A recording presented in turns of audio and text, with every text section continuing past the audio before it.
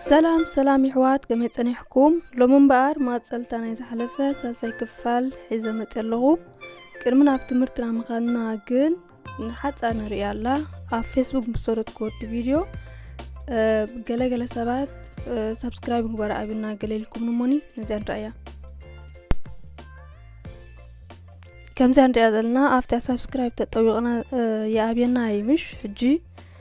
ኣብ ክንድና ባነጥዎ ናብ ላዕሊ ብትያ 3 ነጠብጣብ ከምዚ ንሪኣ ዘለና ምስ ጠወቕና ኣብ መበል ራብዒት ዘላ ነጥዎ ማለት እዩ ናብ ምስ ጠወቕና ዳይሬክት ናብ ዩቲዩብ ሒዝና ዝኸይድ ሽዑ ሰብስክራይብ ክንገብር ንኽእል ኢና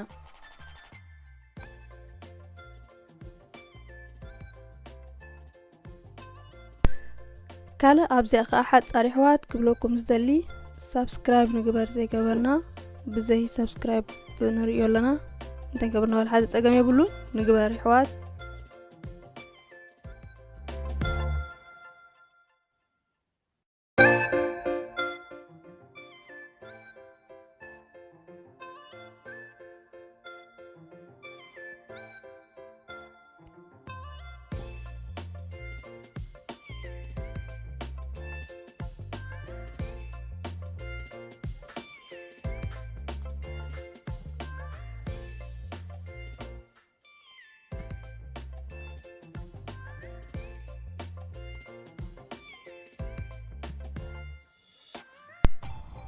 حراي مباري حوات زين حصرت فيديو حق زناكم كونا تسفا قبر حجنا بتمرتنا هنقتلنا سالن كبال كله عبكل تستمعوا اليوم نساتهم دما كرون سالن ويكا كاردينال سالن ترى قطري دي اودينال سالن ترتاو قطري مال زين حجن ريوم يحوات كاردينال سالن ويكا ترى قطري يمدخون دلو 1, 2, 3, 4, 5, 6, 7, 8, 9, 10, 11, 12, 13, 14, 15, 16, 17, 18, 19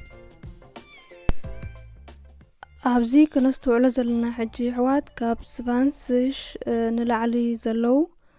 ካብ የማን ፀጋም ኢና ነንብቦም ማለት እዩ ንኣብነት ስፓንስሽ ein und Zwanzig, 22,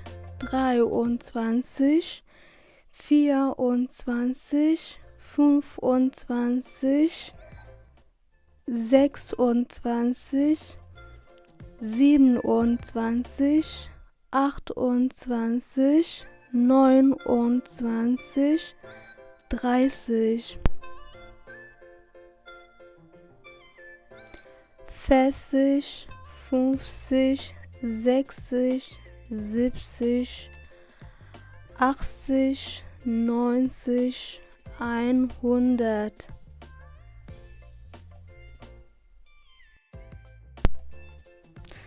لايك شير سبسكرايب اين رسع يحوات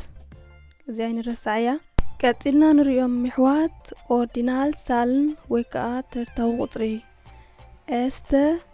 zweite dritte vierte fünfte sechste siebte achte neunte zehnte 11. 12., 13., 14., 15., 16., 17., 18., 19., 20.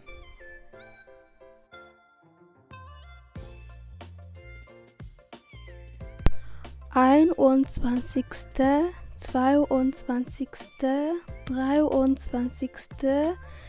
24., 25., 26., 27., 28., 29., 30., 40., 5-6, 6-6, 7-6, 8-6, 9-6 100 ናይ ሎሚ ዝነበረ መደብና ኣሕዋት ነዚ ይመስል